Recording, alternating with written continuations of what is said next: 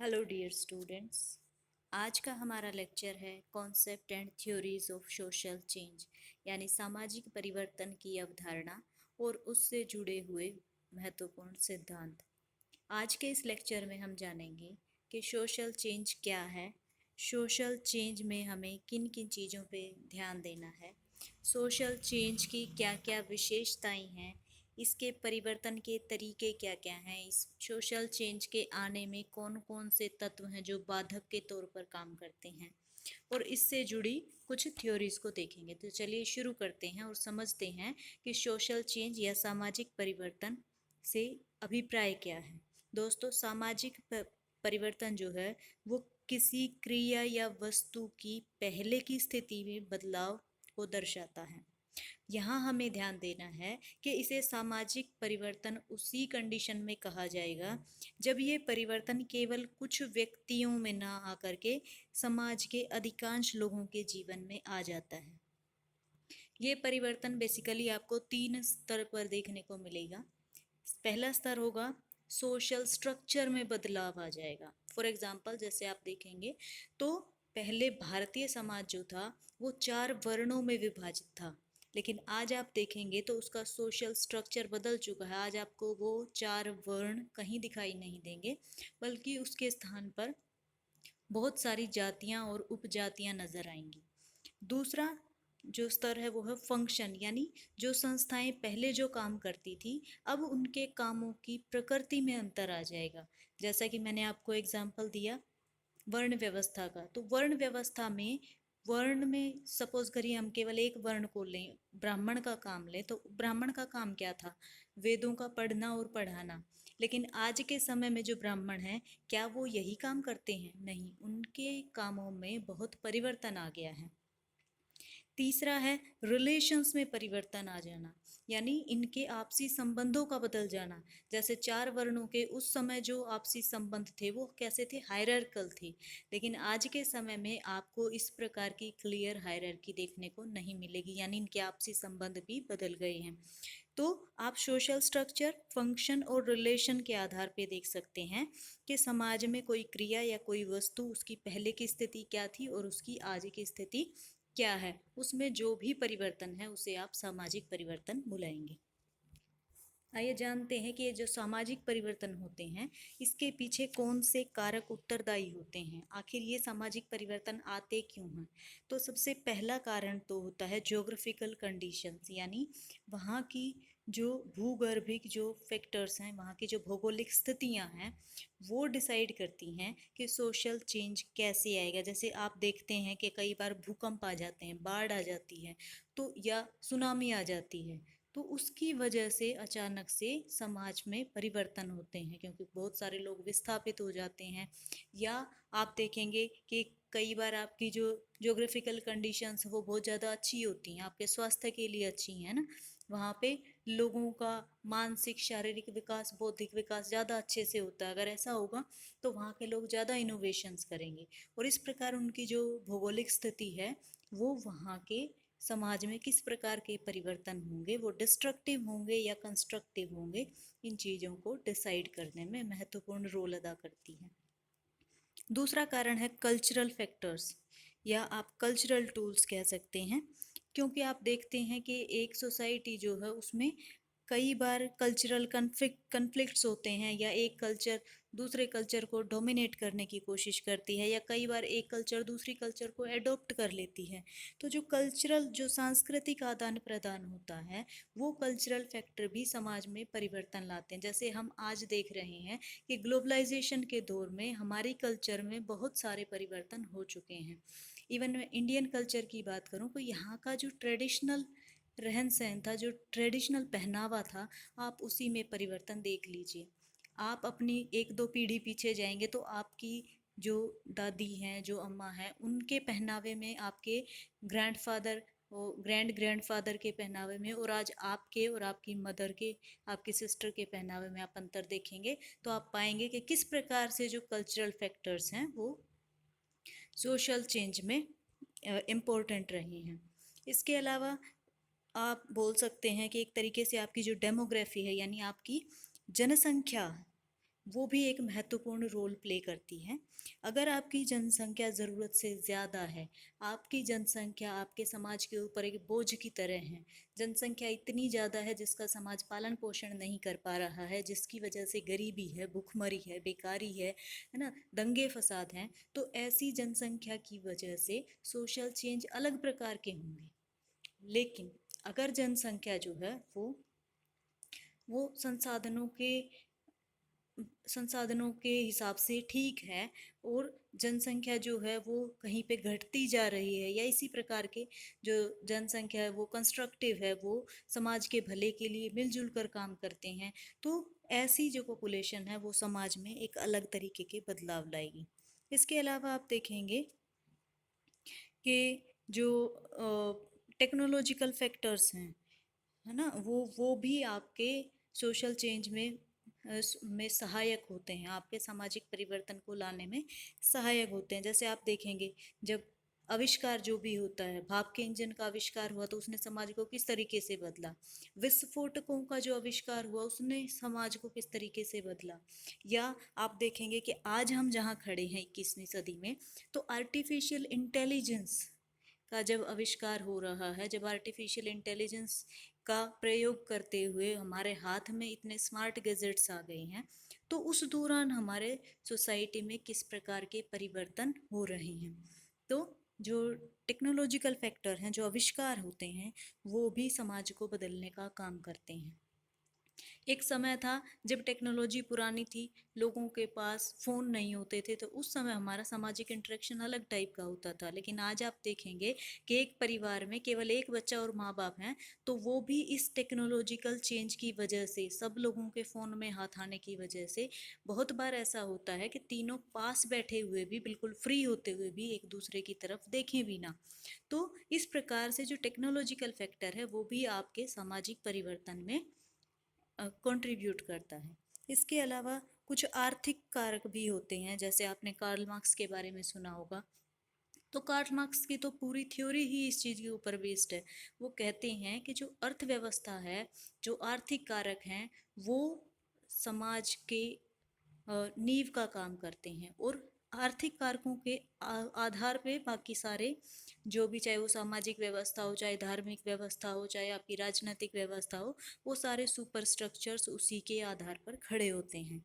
तो एक तरीके से जो इकोनॉमिक फैक्टर्स हैं, ये भी सामाजिक परिवर्तन में ज़रूरी होते हैं, या आप एक इस तरीके से समझ सकते हैं कि जब हमारे पास जो एक तरीके से ये मान लीजिए कि शराबबंदी लागू की गई, है ना, तो उस शराबबंदी को लागू करने के लिए अगर आपके रेवेन्यू ठीक ठाक हैं, तो शायद आपका जो इकोनॉमिक फैक्टर है वो उसमें काम ना करे और आपके समाज में परिवर्तन आ जाए। लेकिन अगर आपके रेवेन्यू बहुत कम है, तो आपने देखा होगा कि हमारे देश में गुजरात हुआ, चाहे बिहार हुआ, एमपी हुआ, कुछ ऐसे राज्य हैं जिन्होंने शराबबंदी, इवन हरियाणा ने शराबबंदी लागू करने की कोशिश की, लेकिन सक्सेसफुल नहीं हो पाए। उसके पीछे एक कारण यही था कि अर्थव्यवस्था ने उसका साथ नहीं दिया। इसका मतलब ये है कि सामाजिक परिवर्तन आएंगे या नहीं आएंगे, इसमें अर्थव्यवस्था भी एक बड़ा रोल प्ले करती है।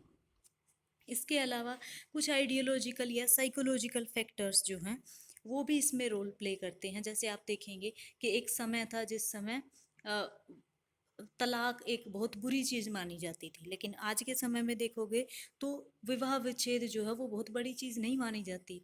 या सबसे बड़ी बात, हमने जितने भी ऊपर फैक्टर्स देखे हैं, आपके cultural factor, technological factor, economic factor, ये सारी एक्टिविटी हमारे जिज्ञासा की वजह से बदलती जाती हैं, है ना। एक समय आता है तो लोग अपनी थिंकिंग, एक किसी चीज़ को लेके नज़रिया बदल देते हैं। जैसे हम देखते हैं कि कभी पर्दा प्रथा हमारे यहाँ इतना ज़रूरी होता था कि घूंघट की आड़ से भी कोई किसी को, मतलब महिला को नहीं देख सकते, लेकिन आज आप देखोगे तो लोगों का इसके प्रति नज़रिया बदला है, और आज घूंघट उतनी ज़रूरी प्रथा नहीं बची है।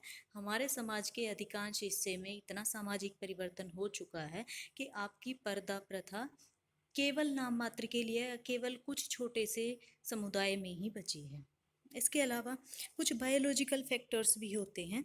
बायोलॉजिकल फैक्टर्स कैसे?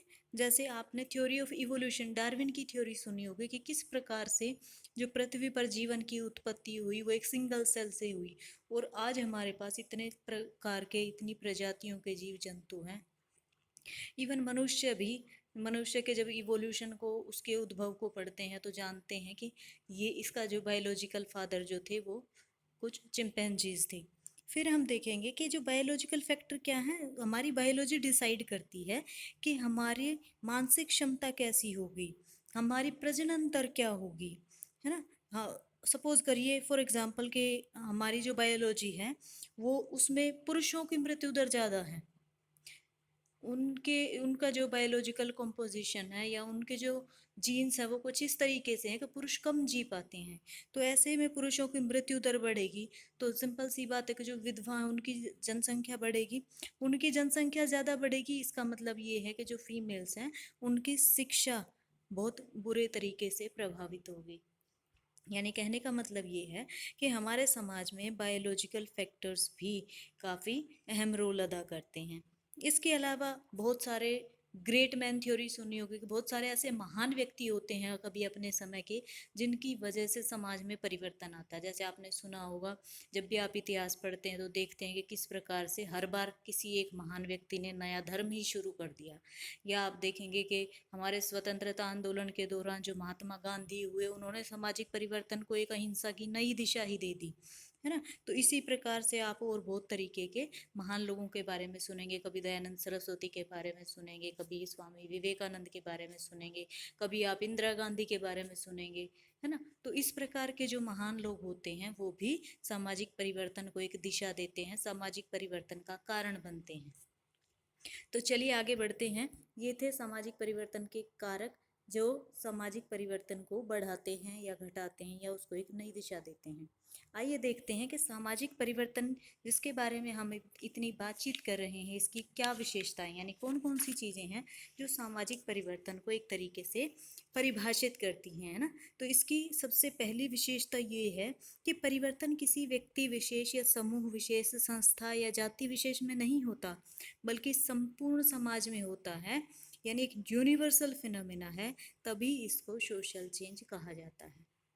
दूसरा, जो सामाजिक परिवर्तन है वो काफ़ी कॉम्प्लेक्स प्रोसेस है, क्योंकि ये क्वांटिटेटिव होता है। आई मीन क्वांटिटेटिव नहीं होता, क्वालिटेटिव होता था। इसे आप मीटर या किलोग्राम की भाषा में नहीं नाप सकते हैं, और क्योंकि आप ऐसा नहीं कर सकते इसलिए सोशल चेंज को मापना काफ़ी मुश्किल भरा प्रोसेस है, काफ़ी कॉम्प्लेक्स प्रोसेस है। तीसरी इसकी विशेषता ये है कि ये यूनिफॉर्म नहीं होता, यानी बिल्कुल एक तरीके से पूरे समाज में परिवर्तन नहीं आता। इसकी स्पीड अनइक्वल होती है, अलग अलग होती है। जैसे आप देखोगे जो आदिम समाज है उसमें सामाजिक परिवर्तन बहुत ज़्यादा स्पीड से नहीं हुए, लेकिन आधुनिक समाज में परिवर्तन बहुत तेज़ी से हुए। जो वैदिक समाज देखोगे, अंग्रेजी जब यहाँ भारत में थे उस समय स्पीड देखोगे परिवर्तन की, या आधुनिक काल में आप देखोगे तो आपको पता चलेगा कि हर समय में जो सामाजिक परिवर्तन है उसकी गति अलग अलग रही है।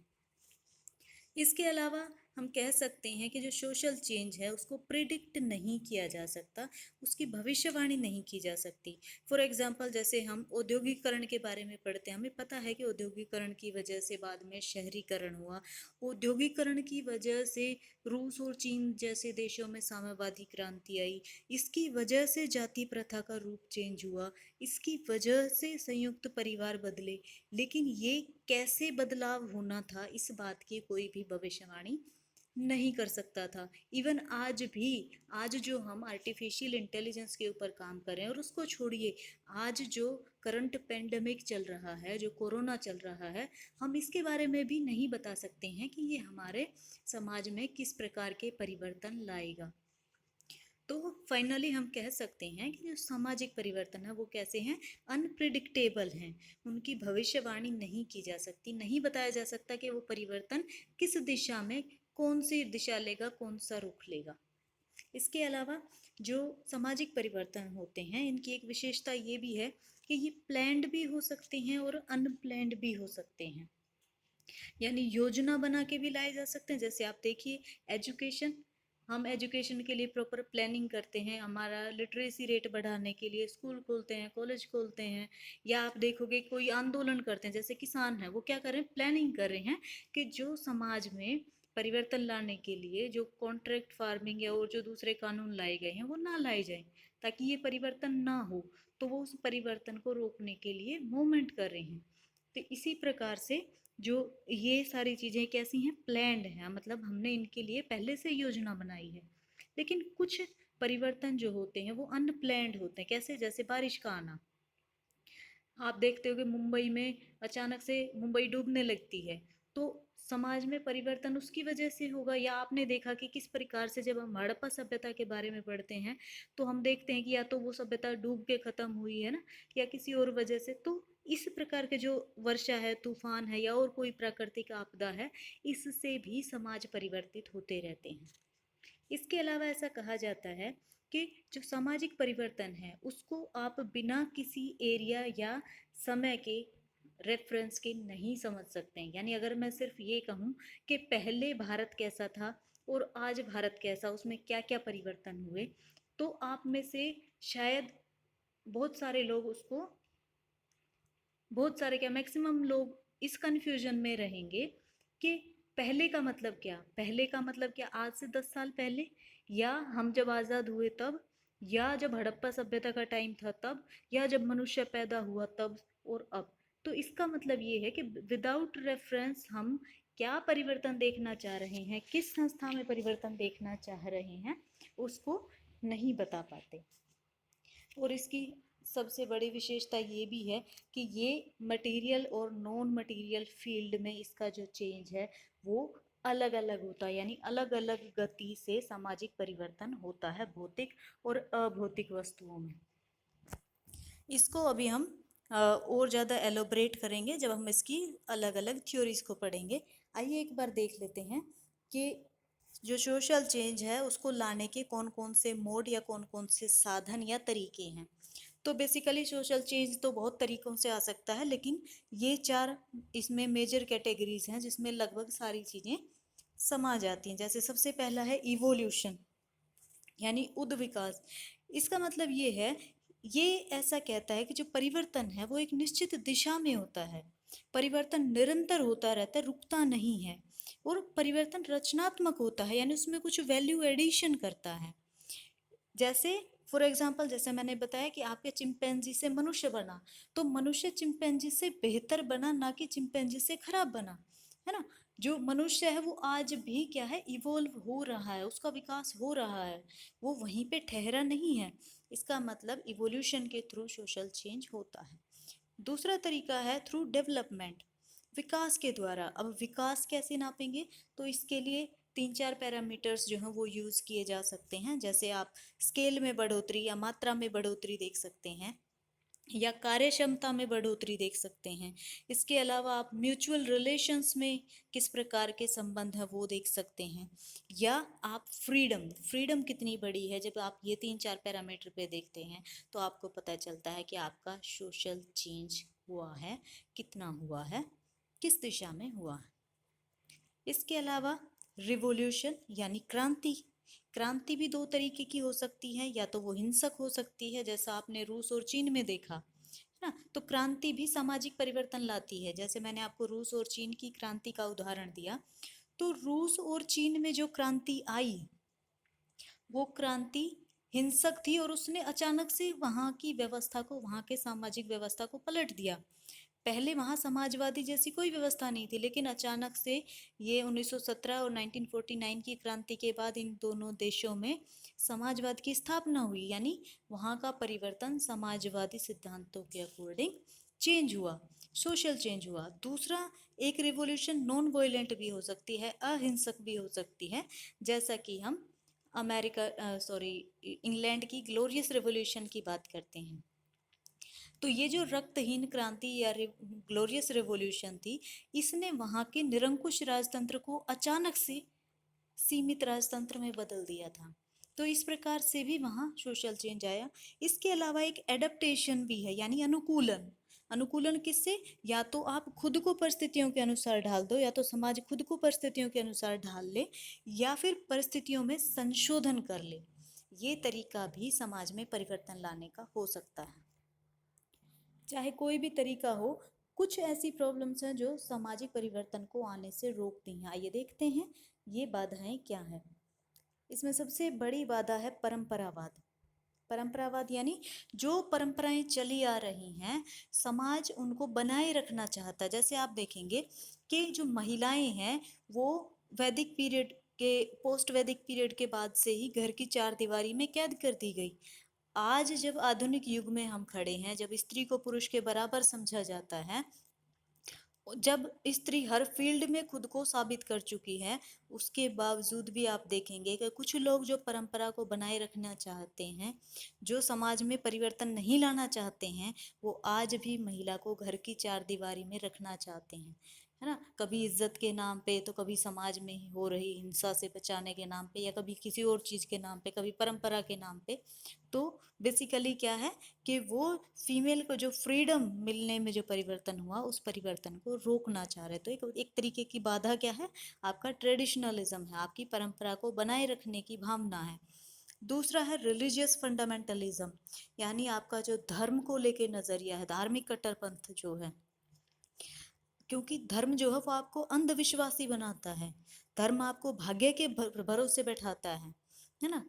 जैसे आप देखोगे जो धर्म है, यहाँ मैंने फंडामेंटलिज्म शब्द का इस्तेमाल इसलिए किया कि कुछ लोग धर्म को कट्टरता से फॉलो करते हैं, इतने अंधविश्वासी होते हैं कि वो समय के साथ बदलना ही नहीं चाहते।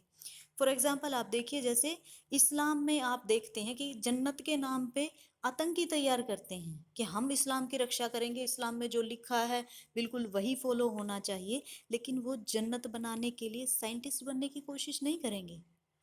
तो ये क्यों है? क्योंकि वो अपने धर्म के अंधविश्वासों में जकड़े हुए हैं। और इसीलिए मार्क्स जो है वो धर्म को अफीम की संज्ञा देता है। वो कहता है कि धर्म व्यक्ति को कुछ नहीं करने देता, उसको आलसी बना देता है, अज्ञानी बना देता है, अंधविश्वासी बना देता है, और इस प्रकार सामाजिक परिवर्तन आने में बाधा पैदा करता है। इसके अलावा आप देखोगे कि जो इग्नोरेंस है, इग्नोरेंस की वजह से भी, यानी सोशल चेंज, मान लीजिए कोई टेक्नोलॉजिकल चेंज आया जिसका बहुत बड़ा परिवर्तन हो सकता था, तो उस पर लोगों ने ध्यान ही नहीं दिया, या किसी चीज के फायदे और नुकसान को लोगों ने सोचा ही नहीं, तो उसकी तरफ उसका जो कॉन्शियस एफर्ट था वो नहीं गया। इसकी वजह से भी सोशल चेंज बाधित होता है, और जिस स्पीड से, जिस गति से, जिस स्केल पे आना चाहिए वो नहीं आ पाता। इसके अलावा कास्ट सिस्टम है, जो जातिवाद है, वो भी सोशल चेंज को आने से रोकता है, क्योंकि जो जातियां हैं, जो डोमिनेंट पोजीशन पे हैं, वो अपनी स्थिति को बनाए रखना चाहती हैं, तो वो बदलना नहीं चाहती। इसके अलावा जो आप देखोगे जो आलस्य है ना, इंडोलेंस है, उसकी वजह से भी सामाजिक परिवर्तन नहीं आ पाता। कैसे?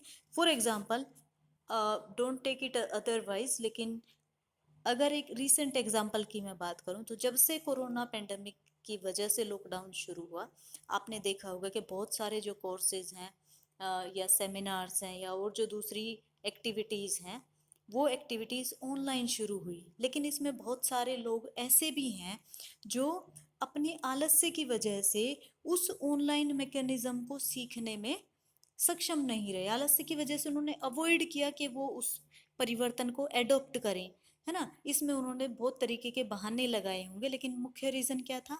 आलस्य। अपने आलस्य की वजह से उन्होंने वो टेक्नोलॉजी नहीं सीखी, और वो अब भी शायद उससे बाहर होंगे। इसके अलावा आप देखेंगे कि कई बार जो वेस्टेड इंटरेस्ट हैं, जो निहित स्वार्थ हैं, वो भी सामाजिक परिवर्तन को आने से रोकते हैं। जैसे हमने देखा कि भारत में जब जमींदारी कानून लाया गया, है ना, भू सुधार कानून लाए गए, तो जो जमींदार लोग थे, जिनके पास बड़ी बड़ी लैंड होल्डिंग्स थी, उन लोगों ने इस जमींदारी कानून के बनने का भारी विरोध किया। यानी समाज में इस भूमि सुधार की वजह से जो सामाजिक परिवर्तन आना था, उसको रोकने की कोशिश की। इसी प्रकार जब हिंदू कोड बिल पारित हुआ, या उसको छोड़िए, आज भी जो मुस्लिम पर्सनल लॉ है, उस पर्सनल लॉ को खत्म करके जब एक सिविल यूनिफॉर्म कोड लाने की कोशिश की जाती है, पूरे देश के लिए समान कानून बनाने की बात की जाती है, तो वो जो कट्टर मुस्लिम है, जो नहीं चाहते कि उनके जो विशेषाधिकार उस मुस्लिम पर्सनल लॉ की वजह से वो खत्म हो, वो उसका विरोध करते हैं। क्यों? क्योंकि उनके स्वार्थ में है वो। तो इस वजह से भी जो निहित स्वार्थ हैं वो भी सामाजिक परिवर्तन को आने में बाधा पैदा करते हैं। इसके अलावा डिजायर फॉर स्टेबिलिटी, यानी जो लोग स्थायित्व चाहते हैं, जो चाहते हैं कि व्यवस्था जैसी बनी है वैसी बनी रहे, अगर व्यवस्था बदलेगी तो उनको बदलना पड़ेगा, है ना, तो वो सारी चीजें ना हो, इसलिए कई बार स्थायित्व की चाह में भी लोग सामाजिक परिवर्तन को नहीं होने देते। इसके अलावा हाई इकोनॉमिक कॉस्ट, कई बार जो परिवर्तन लाए जाते हैं उन परिवर्तनों की आर्थिक कॉस्ट इतनी ज्यादा होती है जिसको शायद समाज बियर नहीं कर पाता, या हमारी जो राजनीति, जो सोशल चेंज लाने के फैक्टर्स हैं वो बियर नहीं कर पाते, और फाइनली वो इसे रोकते हैं, इसको नहीं आने देते। फॉर एग्जाम्पल, जैसे मैंने आपको शुरुआत में शराबबंदी का एग्जाम्पल दिया था, शराबबंदी बहुत सारे राज्यों में हुई लेकिन सफल इसलिए नहीं हो पाई क्योंकि इसकी आर्थिक कॉस्ट काफी ज्यादा थी। तो ये थे कुछ ऐसे कारक जो सामाजिक परिवर्तन को आने से रोकते हैं या उसको गति को धीमा करते हैं।